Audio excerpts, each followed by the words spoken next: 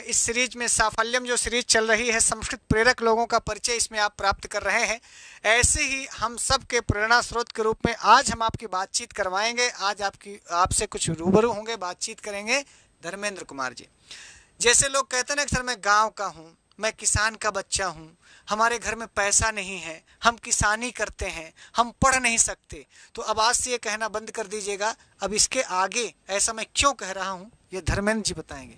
आप इनसे पूछना कि बम्बई में पैदा हुए थे क्या, आप इनसे पूछना कि तुम्हारे पिताजी सरकारी नौकरी में थे क्या, तो मेरे ख्याल से ये अच्छे से बता पाएंगे कि मैं क्या हूँ और आज सफलता प्राप्त किए हैं तो कैसे सफलता प्राप्त किए हैं। बेहतर होगा कि धर्मेंद्र जी खुद बताएं। लीजिए।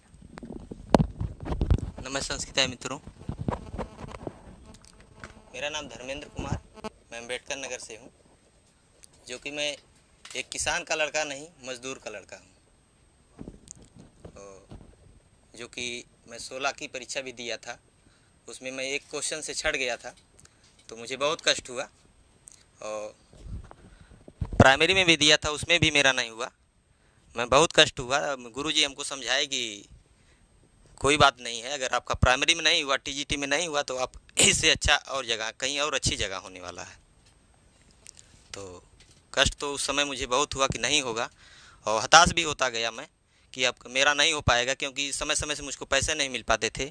तो गुरुजी से आके मैं अपनी सारी समस्याएं बताता भी था कि गुरुजी ऐसी ऐसी बात है। तो गुरुजी कहते ठीक है, हम तुम्हारे साथ हैं, आप लगे रहिए और जो भी सहयोग होगा हम देंगे। संस्था का भी बहुत बड़ा सहयोग था, गुरुजी का भी सहयोग था। और हमको हमारे बड़े भैया ने यहाँ इलाहाबाद रहने का पूरा खर्चा बर्चा वही देते थे, और पिताजी मजदूर थे, और हम भी यहाँ से जाते थे तो कभी नहीं देखते थे कि हम यहाँ इलाहाबाद तैयारी करते हैं तो कुछ नहीं कर सकते, लेकिन हम भी जाके मजदूरी कर लेते थे। और घर वाले हमें कभी नहीं कहते थे कि जाके तुम करो, लेकिन हम ज़बरदस्ती जाके करते थे। भैया भी हमें डांटते थे कि मत जाया करो, और सब मान लीजिए पास पड़ोस वाले भी, तो घर वाले हमको कभी नहीं कहते थे कि तुम पढ़ाई मत करो, हम खर्चा नहीं दे पाएंगे, कभी हमको नहीं कहे। घर वाले का हमेशा योगदान रहा, तुम पढ़ते रहो, सफलता एक दिन ज़रूर मिलेगी। और कभी वो लोग हमको कमाने के लिए, मतलब बाहर भेजने के लिए कभी नहीं प्रेरित किए। और पास पड़ोस वाले बराबर उनसे कहते थे, माता जी से भी कहते थे कि इतने दिन हो गए और इतना बड़ा हो गया, शादी नहीं हुई, ये है, और जाके इनको भेज दो, कुछ कमाए धमाए, घर द्वार नहीं है, ये सब नहीं है। तरह तरह की लोग बातें करते थे, लेकिन घर वाले हमारे ध्यान नहीं देते थे उस बात का। बस हमारे ऊपर उन लोगों का विश्वास था कि नौकरी लेके रहेगा, और हमको भी ये विश्वास था कि हम लेके रहेंगे। और हम ये अपना दृढ़ संकल्प कर लिए थे कि प्रयागराज तभी हम छोड़ेंगे जब तक हमको यहाँ से कुछ मिलेगा नहीं। और बस जी, गांव से ही मैं पढ़ा हूँ, गांव से हाई स्कूल, इंटर, बीए में भी हुआ है, और बीएड मान लीजिए नोएडा से हुआ है। उसके बाद मैं कभी सोचा भी नहीं था कि मैं बीएड कर लूँगा, क्योंकि मेरी वो स्थिति नहीं थी। इन सब ईश्वर की कृपा है, और माता पिता का सब सहयोग है, गुरुजनों का सहयोग रहा, सब आगे चलता गया।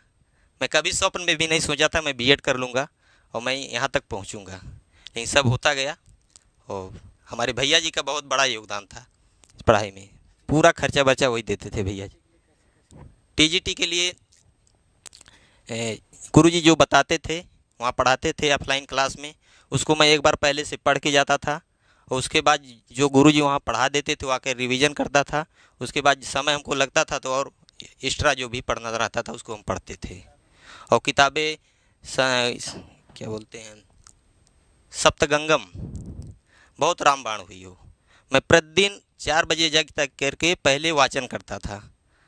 रूप का, शब्द रूप, धातु रूप, गिनती, और किसी एक ग्रंथ को ले लेता था। पहले 1 घंटे 1.5 घंटे मैं सुबह उठ कर वाचन ही करता था प्रतिदिन, और वाचन करने के बाद फिर मैं ग्रंथ उठाता था, कोई फिर व्याकरण कोई पढ़ लेते थे अपना।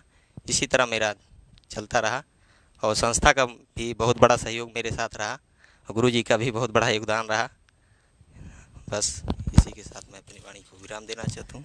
धन्यवाद। मित्रों, ये थे धर्मेंद्र जी, और आपने देखा कि मैं सिर्फ आपको ये बताना चाह रहा हूँ कि यदि आपके घर की परिस्थितियाँ कैसी भी हों, अब आपने देखा, इनसे सुना, खुद हम कहें इससे अच्छा है कि वो अपने मुंह से कह रहे थे कि हम मजदूरी तक करते थे।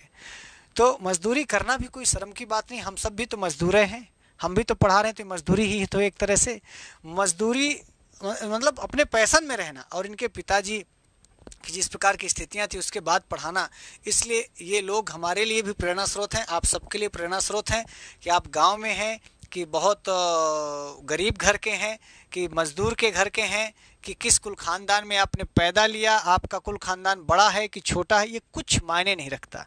और मायने रखती है आपकी मेहनत, आपका परिश्रम, सही मार्गदर्शन, सही पुस्तकों का चयन और लगातार लगे रहना। देखिए सफल हो गए।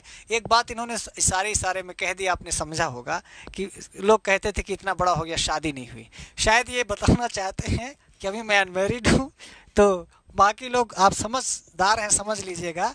अनमैरिड है मतलब लड़की खोज रहे हैं। यदि कोई योग्य लड़की इनके लायक हो तो ज़रूर संपर्क करिएगा।